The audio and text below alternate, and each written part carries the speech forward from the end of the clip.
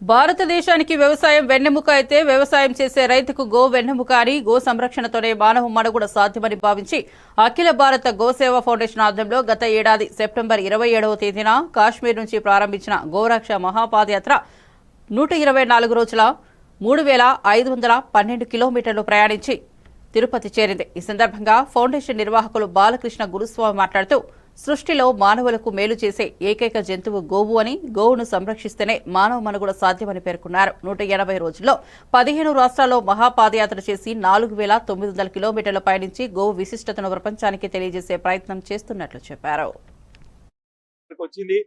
మీ అందరికీ ఒక విజ్ఞప్తి, ఈ రోజు ఈ భూమి పూర్తిగా ఈ పాదయాత్ర ఉద్దేశం ఒకటే. ఈ భూమి పూర్తిగా రసాయనకాలతో నిండిపోయి ఉంది. ఈ భూమిపై రామాయణ మహాభారత కాలం నుంచి కూడా మనము పంటలు పండిస్తున్నాం. కానీ రామాయణ మహాభారత కాలం నుంచి ఈ భూమిపై పంటలు పండిస్తూ వచ్చాం. కానీ భూమి పూర్తిగా రసాయనకాలతో నిండిపోయి బంజరుగా తయారైంది. మనం తింటున్న ఆహారం అంతా కూడా పౌష్టికత లేని ఆహారం. మన పిల్లలు, మనందరం పేద మధ్యతరగతి కుటుంబీకులం.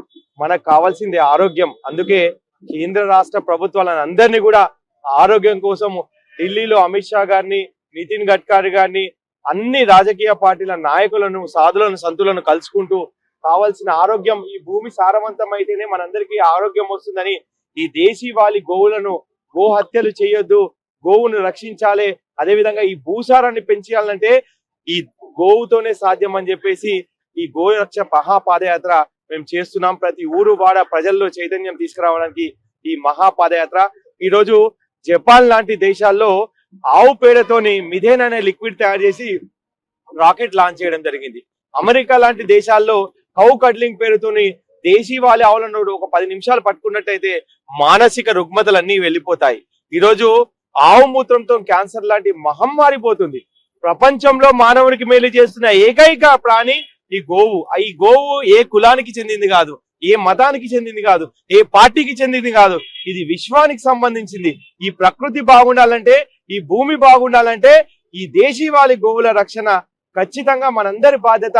ఈరోజు దాదాపు ప్రపంచంలో 40 దేశాలు మన దేశీవాళి గోవులను వాళ్ళ దేశాలకు తీసుకెళ్లి అక్కడ బ్రీడింగ్ చేసి, ముస్లిం దేశాలైన ఇజ్రాయెల్, బ్రెజిల్ లాంటి దేశాల్లో కూడా మన దేశీవాళి గోవుల సంతతి వాళ్ళు పెంచి అభివృద్ధి చేస్తున్నారు. అలాంటి గోవులను రక్షించాల్సిన బాధ్యత ప్రతి ఒక్క భారతీయుడిపై ఉంది. కాబట్టి ఈ గోవు లేకపోతే సనాతన ధర్మమే లేదు, ఈ గోవు లేకపోతే మన బతుకులే లేవు, ఈ గోవు లేకపోతే ఈ భూమి లేదు. భూమి కాపాడకపోయినట్టయితే రాబోయే మన భవిష్యత్ తరాలకు ఆహారం లేక అలమటించిపోతారు. కాబట్టి ఈ భూమిని కాపాడాలని చేస్తున్న మహాయజ్ఞం ఇది.